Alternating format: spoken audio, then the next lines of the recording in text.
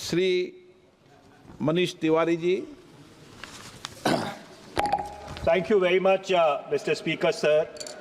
I rise to oppose the introduction of the Constitution 129th Amendment Bill 2024 and the Union Territories Laws Amendment Bill 2024.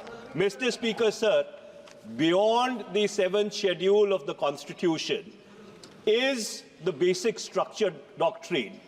And that basic structure doctrine spells out that there are certain features of the Indian Constitution which are beyond the amending power of this House also. One of the essential features is federalism and the structure of our democracy.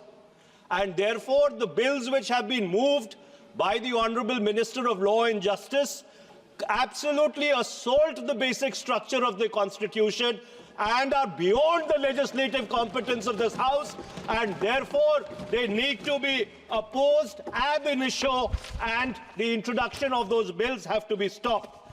Number two, Mr. Speaker, sir, how is it possible under our constitutional scheme that the tenures of the state legislatures can be made subject to the tenure of the national legislature?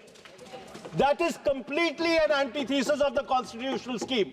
There is absolutely no way under the Indian constitutional scheme where the states are separate constituents and equal constituents, the term of the state legislatures can be made subject to the term of the national legislature.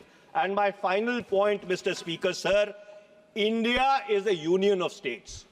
Article 1 of the Constitution states that India is a union of states and not vice versa.